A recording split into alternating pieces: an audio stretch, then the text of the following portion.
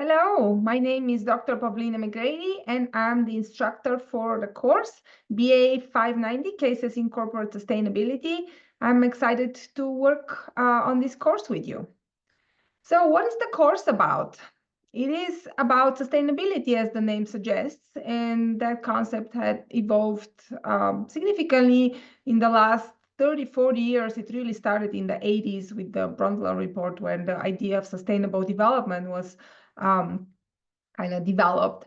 So in this class, we'll talk about the concept of sustainability in modern business practices, what is happening today, and we'll look and explore that through different case studies. We'll focus on various industries, and we'll look at companies that are kind of pioneers in the field, larger corporations, and some smaller local businesses. So we'll explore the various topics related to sustainability, such as sustainable energy, alternative transportation, waste reduction, which kind of focus on environmental aspect, but then also on social equity, policy advocacy, governance, and more. So hopefully by the end of the course, you will know how companies integrate sustainability into their strategies, operations, organizational culture, again, more on the social aspect, what's the role of leadership, and how you can brand sustainability. Okay, so the objectives of the course are four of them. We're going to try to identify the role of sustainability as it relates to corporate strategies, operation, financial objectives, social responsibility. Our business has to be a good citizen today, so we will talk about responsible participation in communities from a business perspective. We'll analyze a lot of cases, a lot of corporate sustainability reports from these different aspects or dimensions: economic, governance, social, and environmental. We'll look at a lot of data, which will help us develop analytical and critical thinking skills to evaluate these corporate sustainability initiatives, and hopefully learn what is good, what is not, and be able to provide recommendation through those different dimensions of sustainability. So hopefully you will be a little bit of have foundational knowledge to become maybe consultant in sustainability. And then lastly, but not least, we'll talk about kind of how issues of business and sustainability create opportunities. There's a lot of challenges with sustainability, but there are a lot of opportunities as well. So this is the course overview.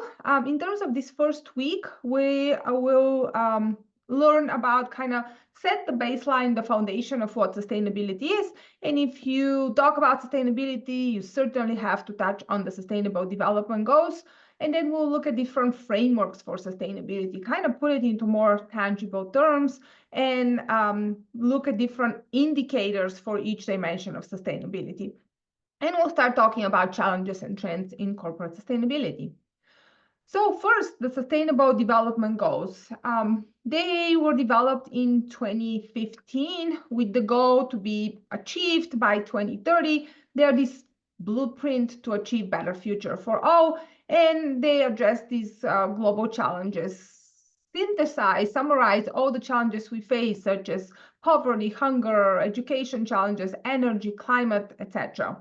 So I would encourage you, and I'm asking you to explore the Sustainable Development Goals website and focusing on indicators and targets and where we are today in terms of those goals. More than halfway through, they were initiated in 2015. So I'll ask you to explore the website and also take a look at the Sustainable Development Goals report, where it is summarized where we are today with the goals.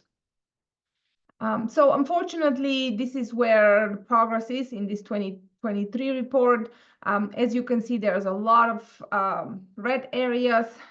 So each of the 17 goals has specific targets, and out of those 140 or so targets, there are half of them have deviations, are not really on track to be met. More concerning, more than 30% of the targets have experienced no progress, or even worse, regression below the 2015 levels, which is kind of the baseline when the goal or the Sustainable Development Goals were initiated.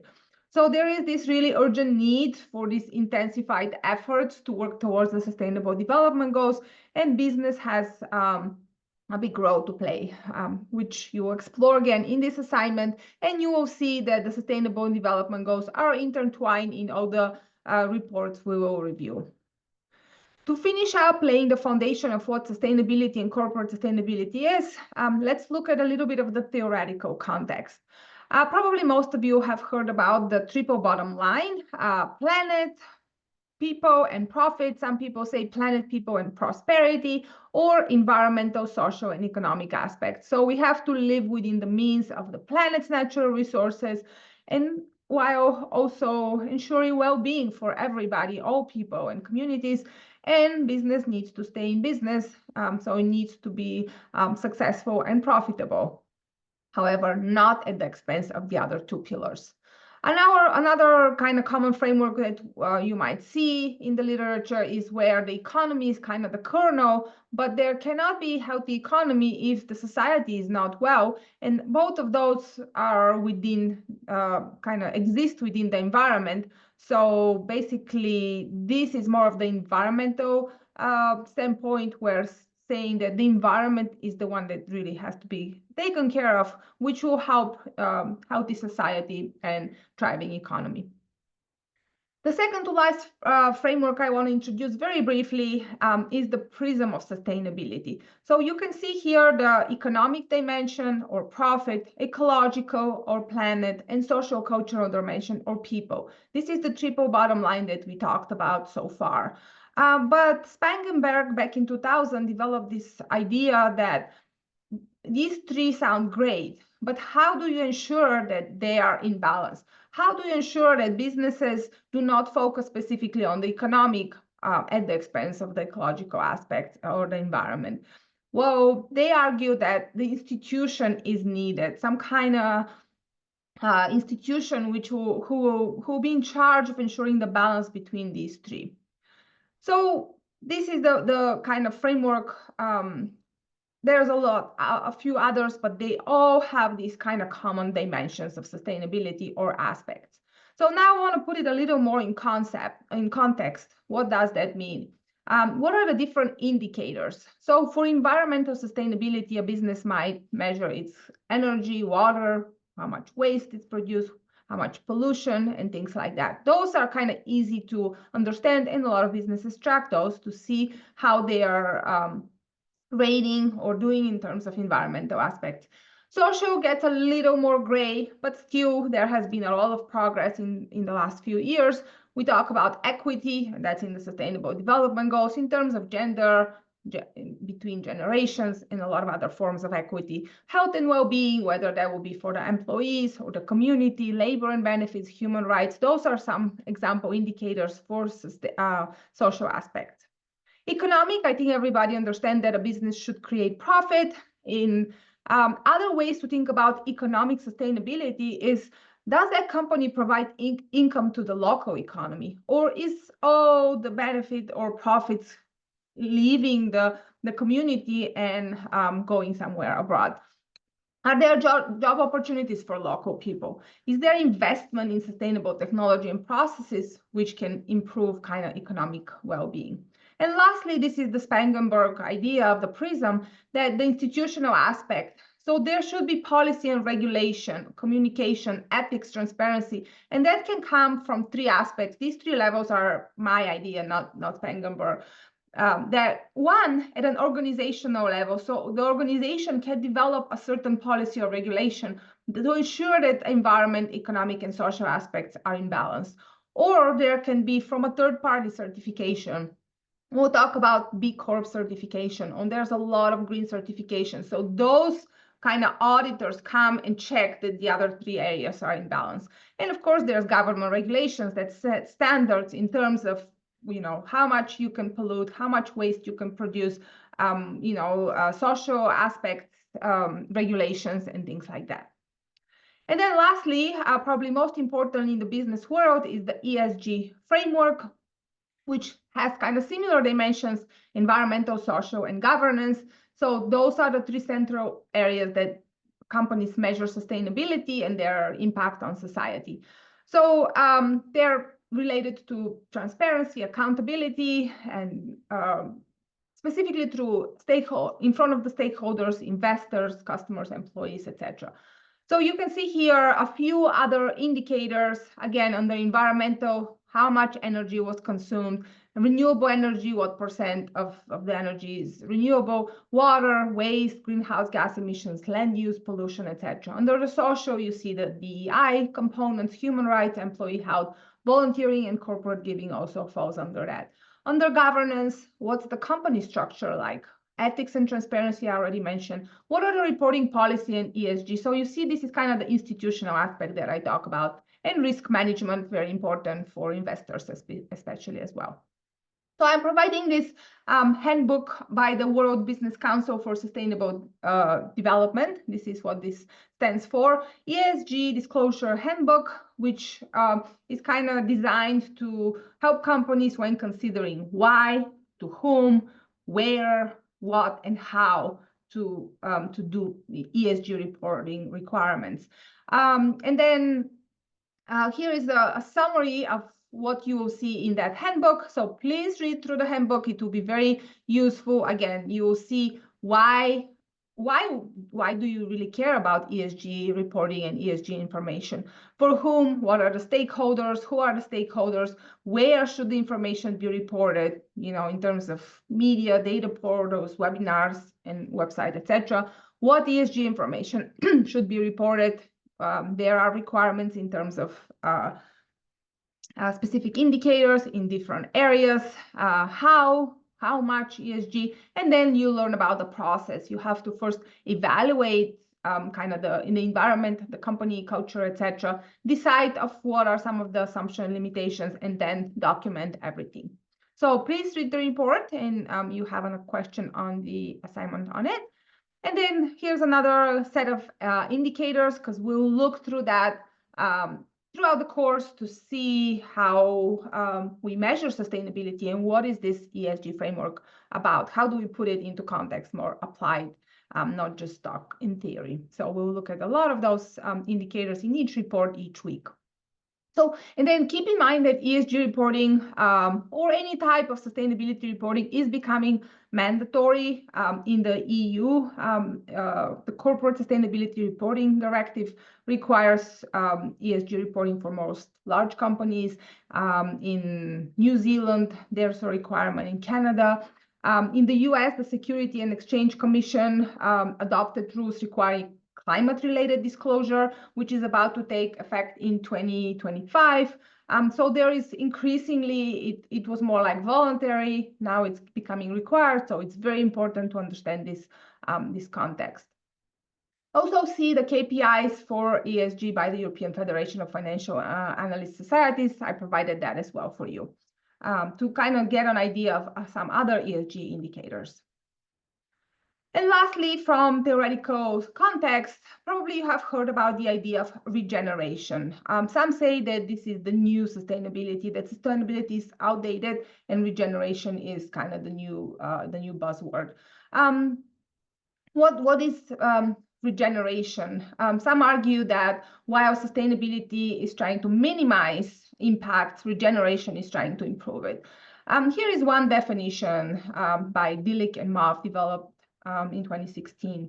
So truly sustainable business, focusing on regeneration, shifted perspective from seeking to minimize its negative impact. So we're not trying to only cut emissions, cut pollutions, you know, things like that, but also thinking how it can create a significant positive impact. So not only minimize use, but basically leave the community, people, employees, stakeholders better, create a significant positive impact in critical and relevant areas for society and the planet. In this business sustainability 3.0, they call, the firm looks first at the external environment within which it operates. So maybe look at the sustainable development goals and ask itself what it can do to help overcome some of those critical challenges. Maybe select one or two sustainable development goals that the business can help with. And this is what I would ask you to think about as part of your assignment. So to put everything in perspective, there are a lot of frameworks and these kind of buzzwords in the sustainability field. Gray, who's a futurist, puts this kind of diagram, which I really like. And he argues that in the literature, we'll see a lot that's saying that basically regeneration is better than sustainability. But he argues that actually sustainability, also post-growth steady economy, which we'll talk about more in a few weeks, is the outcome. So sustainability is still the outcome. We are not really trying to replace sustainability. It is still about ensuring that the needs of the current and future generations are met. This is the original definition from the Brundtland report. Biomimicry, circularity, degrowth, modern monetary well-being economy, and regeneration are what he calls principles. So using those principles, regeneration comes from the idea from like sustainable agriculture, everything circulating into the environment. So this is one way to process. This is a process by which we'll reach or work towards sustainability. And then ESG is one of the strategic frameworks. The donut will also touch on developed by Kate Raworth, a great framework as well. But really the idea is that regeneration is just a way to think about so that we still work towards sustainability. So you can see the link to the article here if you want to read it. He breaks up these kind of core concepts very well in very simple terms, I think. And then lastly, for week 1, I'm asking you to review the first corporate sustainability report, which is by Aspen One, Aspen Skiing Company. And this report is very out of the box, very unusual. Starting next week, you will see that the reports kind of follow similar format. Aspen One is very atypical and it includes very different information. So I'm starting with it to kind of open your perspective and see that, a sustainability report doesn't have to be this dry numbers only report. Aspen and Auden Chandler, who's the vice president of sustainability at Aspen, has a very interesting approach to sustainability. They have, there on the mountain, you'll see this melting gondola to kind of raise awareness on climate. Also, they have this program or initiative, Give a Flake, asking people to vote and engage into climate action. And the most current one, which is in the 24-25 ski season, this is what it will be on the lift where you sit to go skiing. Instead of seeing only the map of the trails, you see this complicity versus change making. Traditional corporate responsibility practices like emissions tracking and carbon targets that everybody talks about, they're saying are failing to disrupt the fossil fuel economy. So what might really help? Backing climate forward candidates, using corporate and CEO voices, movement building, pressuring trade groups to fight for climate action, customer mobilization, crafting and supporting legislation. And here they have a link to the sustainability report, which is also available in their hotel rooms, which is pretty unusual. So please explore the Aspen One report. It is an easy read and very interesting format, as you will find out as you read other reports. And lastly, I'm asking you to listen to the podcast by Auden Chandler on challenges and trends in corporate sustainability to kind of get an idea of what is happening in the field and what are some of the challenges in his perspective, and we can agree or disagree with it. Okay, so what is to do this week? Read and watch this lecture and all the additional required materials. I have a link here. It is also on Moodle. So I recommend reading that by Wednesday, then completing the quiz, which is due on Wednesday. Every week you will have a quiz, and then submit the individual assignment by Thursday and respond by Sunday. So that is what is due for this week. Thank you very much and looking forward to working with you.